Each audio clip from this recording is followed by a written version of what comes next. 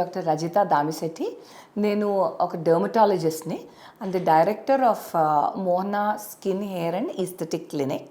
ఇప్పుడు బేసికలీ స్కిన్కి కొంత ఎలాస్టిసిటీ ఉంటుందండి, ఎస్పెషలీ మనకి వయసు తక్కువ ఉన్నప్పుడు.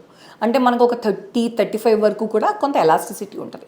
బట్ రిపీటెడ్గా ఇది ఇంత మొహం ఇంత అయిపోయింది అనుకోండి, ఆ ఎక్సెస్ ఫోల్డ్స్ ఉండిపోతాయి. ఇప్పుడు మనకి టేబుల్ ఉంది, ఈ టేబుల్కి ఒక టేబుల్ క్లాత్ ఉంది.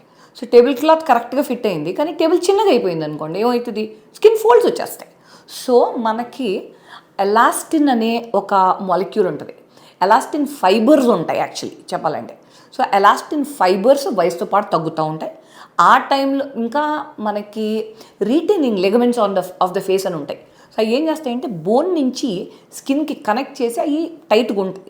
సో మనం ఇలా వెయిట్ తగ్గి అలా చేస్తూ ఉన్నాం అనుకోండి, యోయో డైటింగ్ చేసాం అనుకోండి ఎస్పెషల్లీ, ఇదంతా లూజ్ అయిపోతుంది. సో వాళ్ళకి మేము ఏం చేస్తామంటే, బాగా సివియర్ ఉందనుకోండి, సపోజ్ ఇప్పుడు ఏ బేరియాట్రిక్ సర్జరీ చేయించుకుని వచ్చారో, అలాంటిది అప్పుడు సర్జికల్ ఫేస్ లిఫ్ట్ బెస్ట్. ఏదైనా ఒక మంచి ప్లాస్టిక్ సర్జన్ దగ్గరికి వెళ్ళి చేయించుకోవడం. మోస్ట్లీ మన వాళ్ళు దానికి రెడీగా ఉండరు. మన ఇండియన్స్ ఆర్ వెరీ ఇంకేమైనా చేస్తారు కానీ సర్జరీ చేయించుకోరు. సో అలాంటిది అప్పుడు మనం హైఫూ అని ఒకటి ఉంటుందండి, high intensity focused ultrasound. So అది ఒక ఎనర్జీ బేస్డ్ డివైస్ మాట, ఒక మెషిన్. సో దాంతో మనం కొంత స్కిన్ని ష్రింక్ చేస్తాం.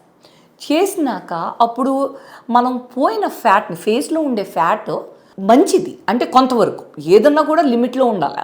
ఎక్కువ ఉన్నా బాగుండదు, తక్కువ ఉన్నా బాగుండదు. సో ఆ ఫ్యాట్ పోయింది కాబట్టి మనం ఏం చేస్తాం, ఫిల్లర్స్ని దాని బదులుగా పెట్టచ్చు. సో వీళ్ళని మనం చాలా వరకు ఇంప్రూవ్ చేయొచ్చు.